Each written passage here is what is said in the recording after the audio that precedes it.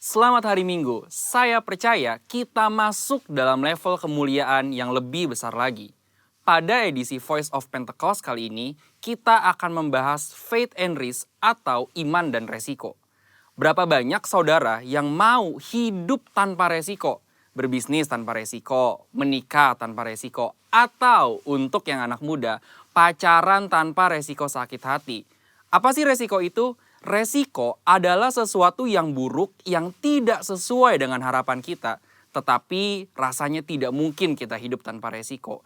Karena dunia yang kita kenal hari ini adalah dunia yang telah dirusakkan oleh dosa.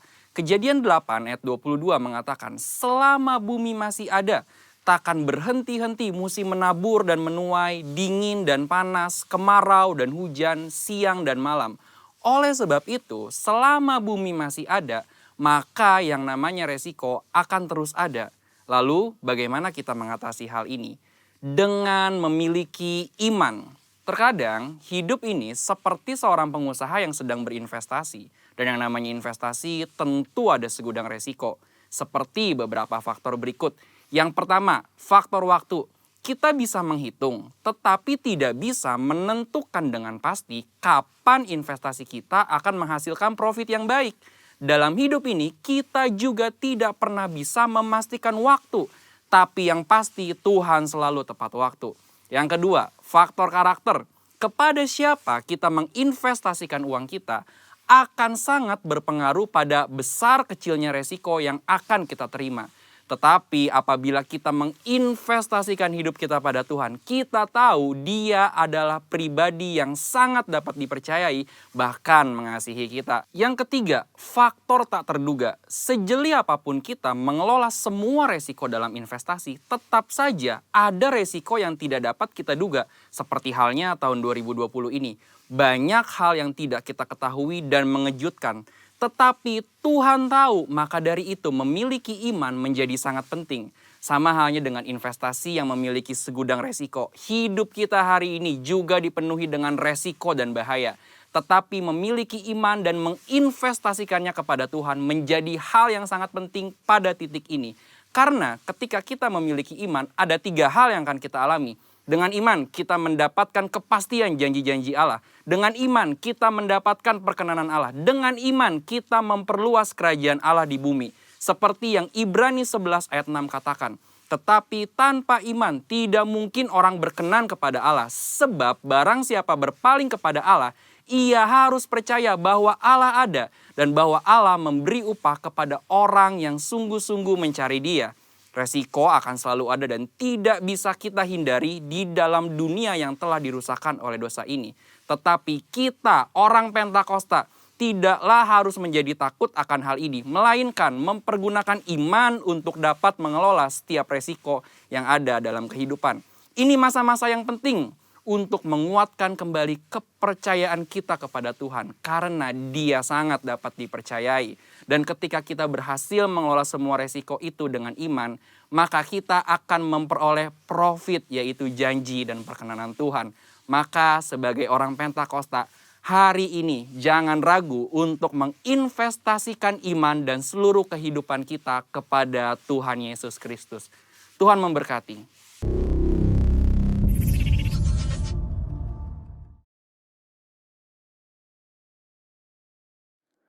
Halo, shalom semuanya. Gimana kabarnya hari ini? Saya percaya semuanya pasti baik-baik. Dan saat ini kita tetap mau melakukan ibadah dengan sukacita walaupun kita nggak sama-sama, walaupun di rumah. Tapi kita mau ada terus semangat di dalam Tuhan, amin. Ayo mari kita tundukkan kepala. Kita mau berdoa. Bapa, kami mengucap syukur buat hari yang luar biasa dalam kehidupan kami. Kau yang mengurapi, Kau yang memberkati Tuhan setiap kami. Baik yang beribadah, yang melayani, yang membawakan firman, semuanya itu Tuhan hanya untuk kemuliaan nama-Mu. Mari Tuhan, Kau yang mengawali ibadah ini dari awal sampai akhir. Di dalam nama Tuhan Yesus Kristus, haleluya, amin. Saya mau membacakan firman Tuhan di dalam Mazmur 103 ayat 5. Berkata bahwa Dia yang memuaskan hasratmu dengan kebaikan, sehingga masa mudamu menjadi baru seperti pada burung Raja Wali. Amin. Kita tetap muda di dalam Tuhan dan selalu muda di dalam Tuhan seperti burung Raja Wali. Karena itu yang menyenangkan hati Tuhan.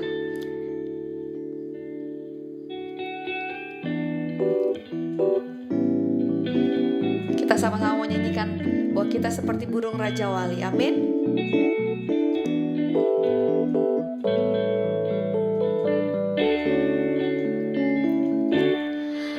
Aku ingin selalu berada di hadirat-Mu. Aku ingin selalu berlindung dalam naungan-Mu. Di bawah kepak sayap-Mu, Kau bawaku terbang tinggi, melintasi langit biru, bagaikan Raja Wali. Bagai Raja Wali, melintasi gunung tinggi. Bagai Raja Wali, melintasi badai hidup. Di bawah kepak sayap-Mu, Kau bawaku terbang tinggi, melintasi langit biru, bagaikan Raja Wali. Mari sama kita nyanyikan dari awal. Aku ingin selalu berada di hadirat-Mu. Oh, oh, oh. Aku ingin selalu berlindung dalam naungan-Mu.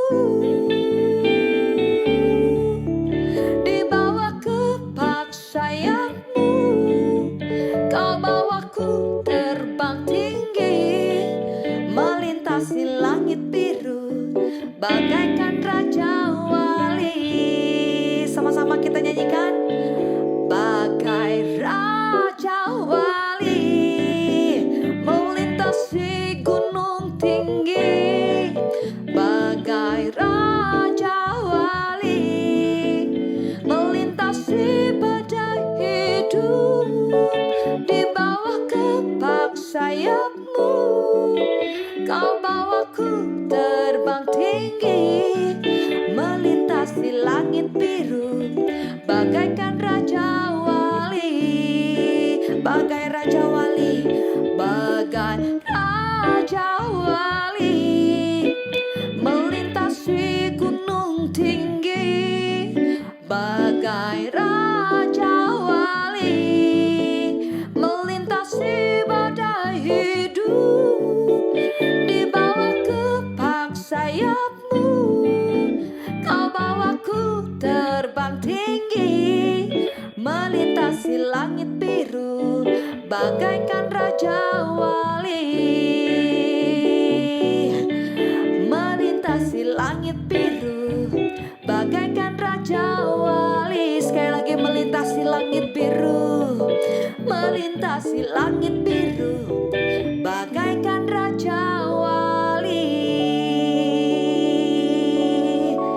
Haleluya.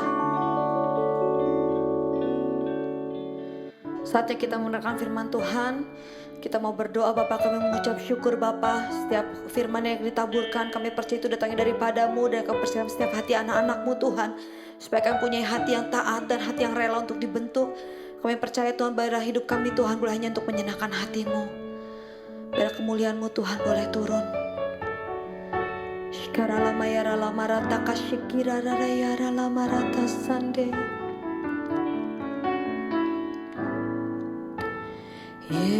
Yesus, kemuliaan-Mu pulihkan hatiku. Yesus, kemuliaan-Mu berkati hidupku.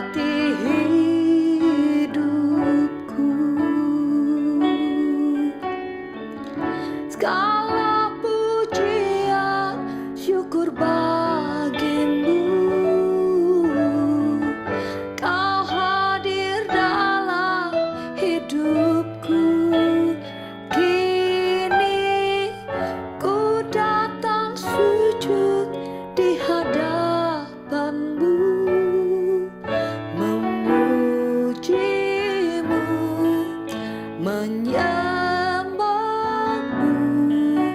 Yesus, ku menyembah-Mu. Kita nyanyikan dari awal, Yesus, kemuliaan-Mu.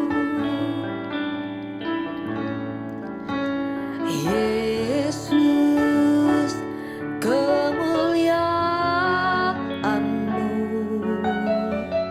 pulihkan hatiku. Yesus, kemuliaan-Mu,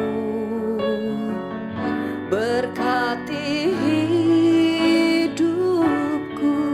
Segala pujian, syukur bagi-Mu. Kau hadir dalam hidupku. Kini ku datang sujud di hadapan-Mu, memuji-Mu, menyembah-Mu. Yesus, ku menyembah-Mu. Segala pujian, syukur bagi-Mu. Kau hadir dalam hidupku.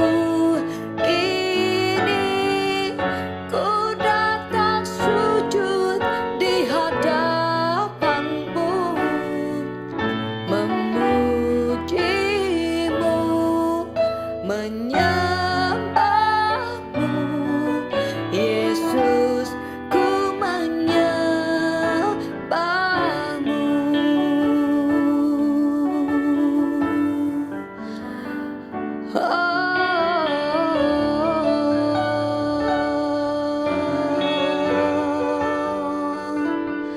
Segala pujian, segala penyembahan, segala ucapan syukur hanya kepada-Mu Tuhan.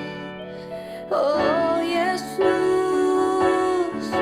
Raja kami, Tuhan kami Yesus, sungguh kami menyembah-Mu Tuhan. Oh, karena segala pujian, karena segala penyembahan, itu yang dapat kami berikan kepada-Mu Tuhan. Shikara lama rata sandie, oh yara lama rata se, kiera yara lama rata sandiara lama rata sando. Oh kami perlukan kasih-Mu, kami perlukan hadirat-Mu, kami perlukan pemulihan bagi keluarga kami Tuhan. Kami perlukan pemulihan bagi bangsa kami. Shikara lama rata sande, kiara lara yara lama rata sande. Segala pujian,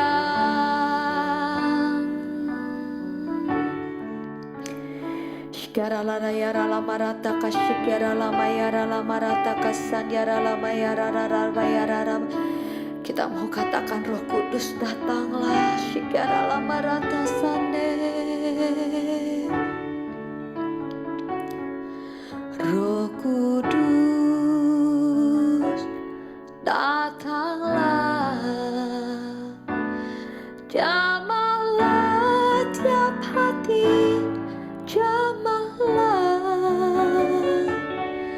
segarkanlah yang lelah, kuatkanlah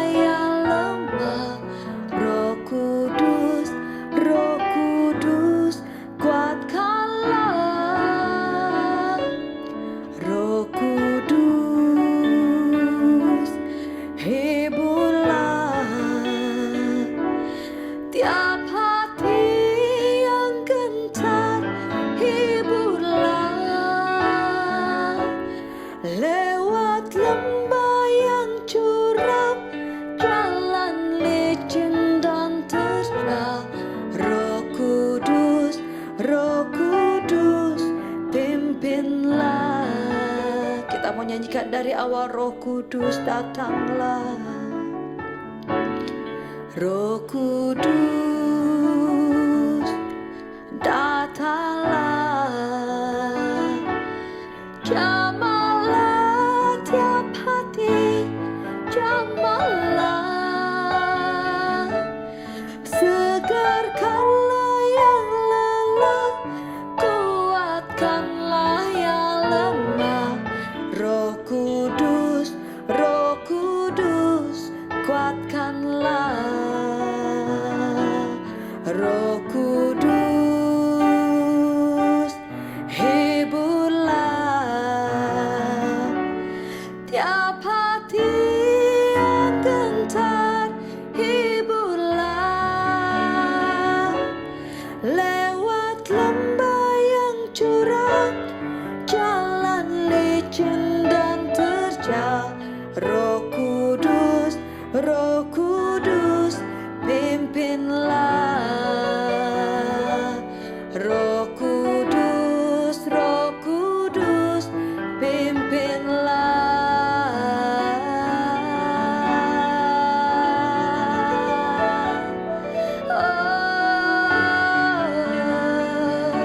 Roh Kudus, pimpinlah. Roh Kudus, pimpinlah kami. Haleluya.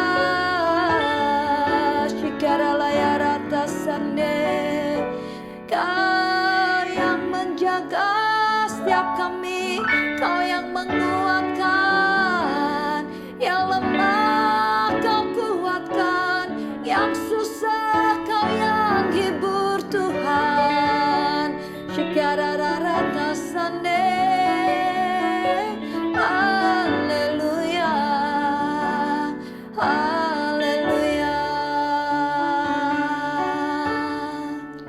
Terima kasih Tuhan Yesus. Terima kasih Tuhan Yesus. Haleluya. Amin.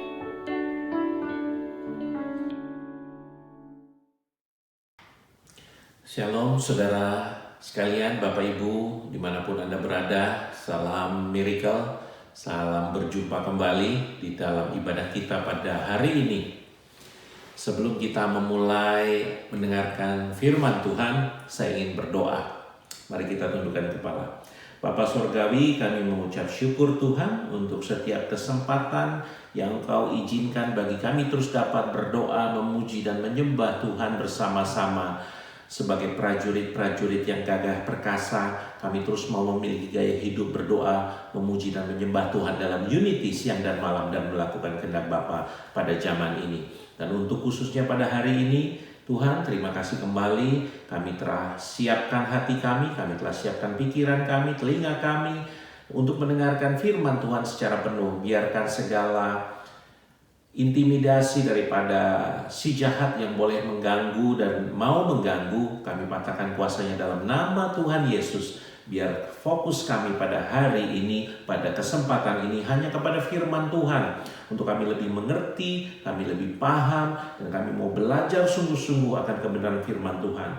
Biarlah hati kami, pikiran kami, roh kami menjadi tanah yang subur, yang akan ditaburkan firman Tuhan sehingga bisa berbuah dan bertumbuh dan berbuah, menghasilkan buah-buahnya yang lebat. Terima kasih Bapa, hanya di dalam nama Tuhan Yesus kami buka hati kami. Haleluya. Amin.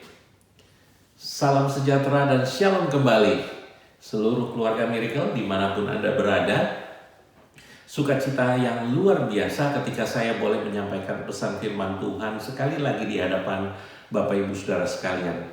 Karena di hari-hari terakhir ini kita harus semakin banyak mendengarkan firman Tuhan dan terus harus menjadi pelaku firman Tuhan. Bapak Ibu Saudara sekalian, kondisi di Australia Sydney mungkin sama seperti kondisi di belahan dunia lainnya, tapi dengan tingkat tekanan, dengan tingkat penyebaran yang berbeda-beda. Tapi untuk daerah-daerah tertentu di Australia juga semakin banyak jumlahnya dan konsisten, khususnya daerah Victoria. Kita juga berdoa bersama-sama buat daerah Victoria agar Tuhan berbelas kasihan buat Victoria sehingga Victoria tidak mengalami kenaikan yang spike yang terlalu besar lagi, dan juga untuk New South Wales dan daerah-daerah lainnya. Tentu saja semua tidak lepas dari kendali Tuhan, khususnya bagi anak-anak Tuhan yang dikasih. Mengapa saya boleh sampaikan hal ini? Karena hari ini kita mau belajar bahwa Tuhan tak pernah salah. Mari sama-sama katakan dengan lantang, dengan percaya sebagai deklarasi daripada iman kita, Tuhan tak pernah salah. Amin. Bapak Ibu Saudara sekalian, kalau kita mau jujur, tidak ada yang hidup tanpa mengalami proses, tanpa mengalami pemurnian, tanpa mengalami kendala. Kita semua pasti pernah mengalami suatu proses, baik sejak kita lahir dan kita sudah mulai mempunyai pengertian, kita belajar, baik secara bertahap di sekolahan, kita harus banyak belajar untuk kita lulus. Kita mengalami kesulitan, tidak mengerti pelajarannya. Ketika kita mulai bekerja, kita juga harus mencari pekerjaan. Ketika kita mulai berkeluarga dan memiliki keturunan, kita harus merawat keluarga kecil kita, dan seterusnya dan seterusnya. Banyak hal-hal yang mungkin dialami dan sadar atau tidak sadar, atau mungkin juga bahkan di antara kita ada yang pernah berkata, nggak salah nih Tuhan, saya harus mengalami hal ini. Atau bahkan, di mana ada Tuhan, kok saya harus mengalami hal ini? Saya sudah begitu sangat mematuhi apa yang Tuhan boleh firmankan. Ketika saya mendengar, saya belajar, saya coba melakukan, tapi kok saya masih mengalami hal sulit seperti ini.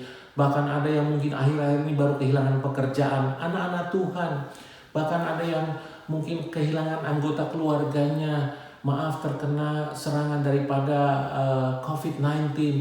Sangat sedih rasanya, sehingga timbul pemikiran kita yang dititipkan oleh si jahat, nggak salah nih Tuhan, kenapa ini harus saya alami?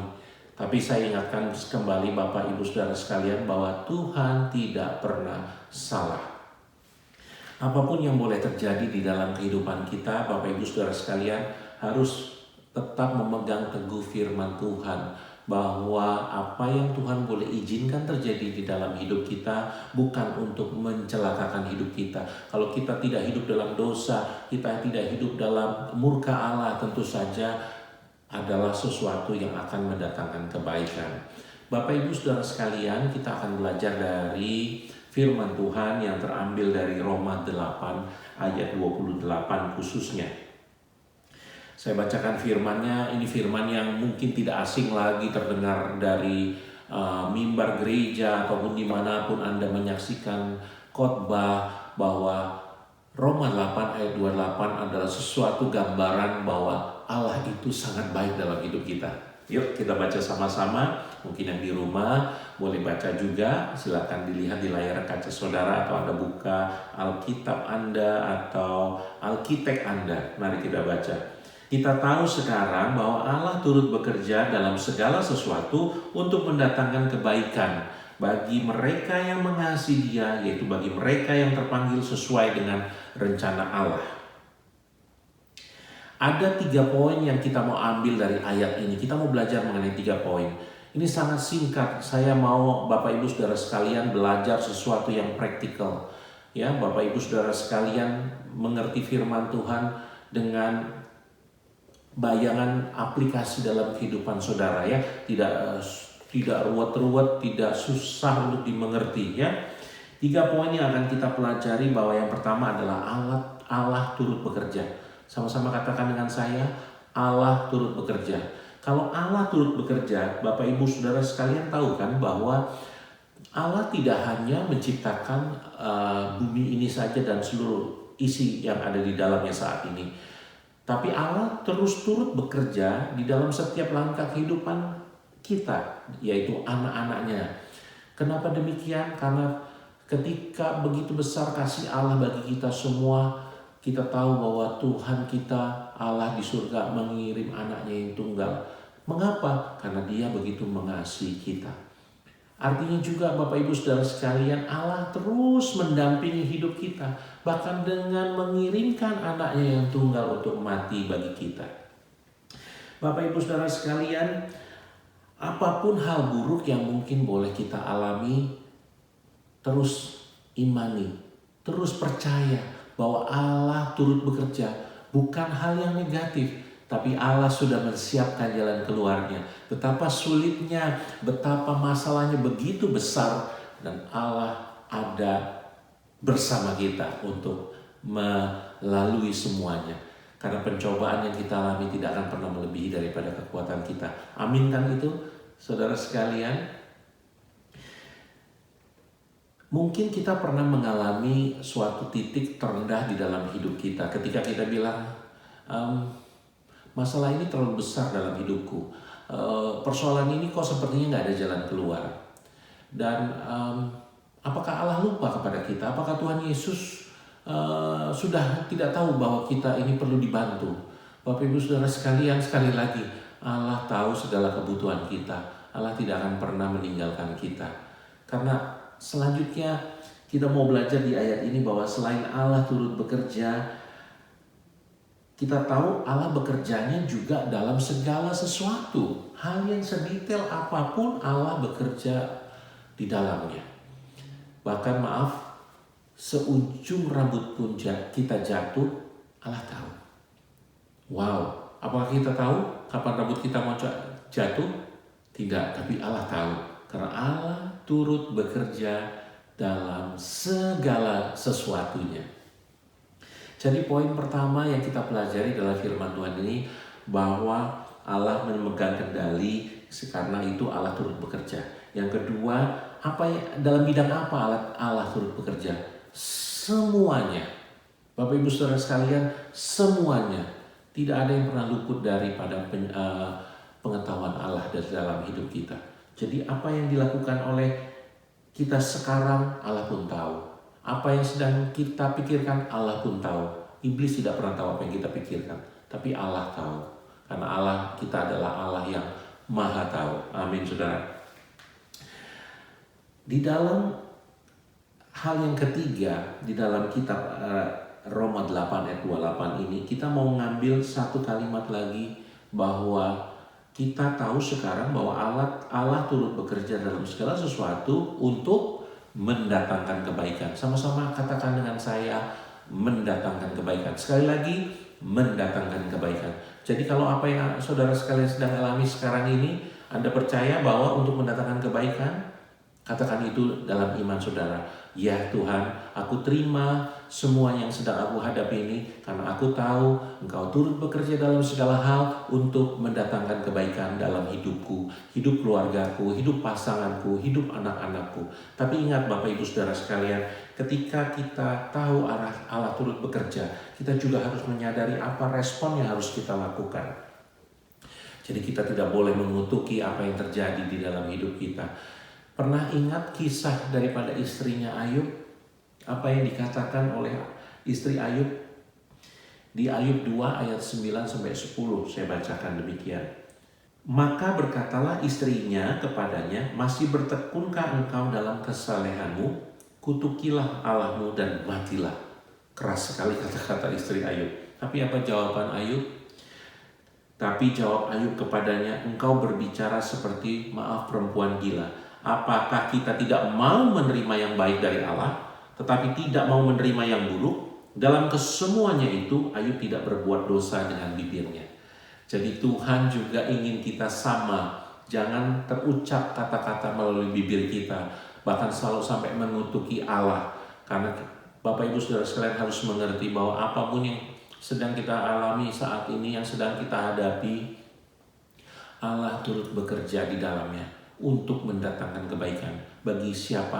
Bagi setiap kita, Anda dan saya yang mengasihi Tuhan Yesus. Jadi Bapak Ibu Saudara sekalian, apa yang kita dengar hari ini mengingatkan kita kembali bahwa apapun yang boleh Tuhan izinkan terjadi di dalam hidup kita, Allah tidak pernah melepaskan kendalinya dari rencana Allah di dalam hidup kita. Yang penting respon kita harus benar di hadapan Tuhan. Kita harus terus cari perkenanan Tuhan di dalam hidup kita. Dengar-dengaran sama Tuhan di era akhir zaman ini, di era penuaian besar yang sedang terjadi saat ini. Percayalah bahwa ketika Anda melakukan kehendak Allah dengan sungguh-sungguh dan fokus kepada Allah, maka Allah akan bekerja maksimal di dalam berkat Allah akan bekerja maksimal dalam hidup kita semua.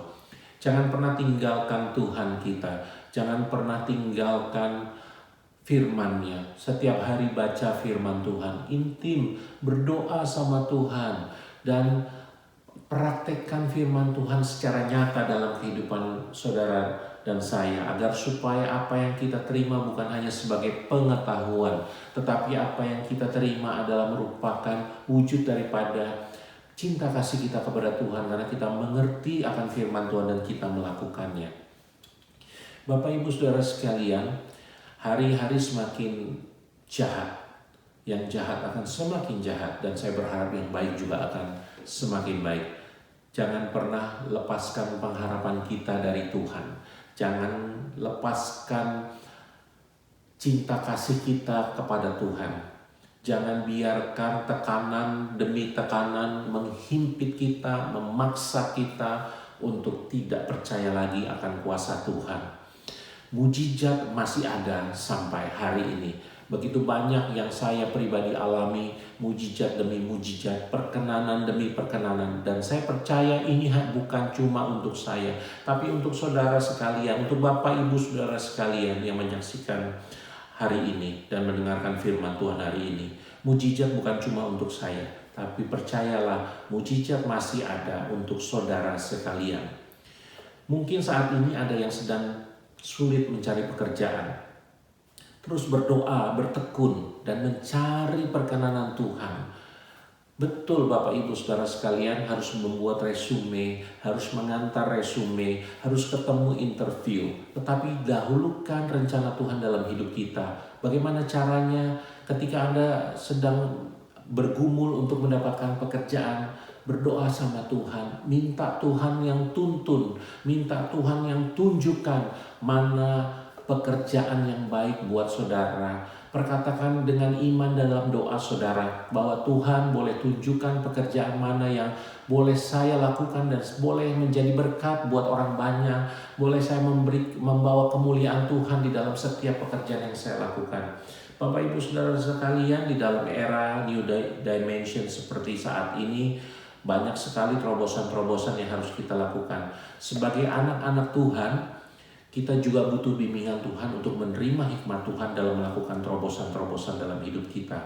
Mungkin ada yang berkreasi di dalam bidang usaha, berusaha sendiri. Anda butuh hikmat Tuhan.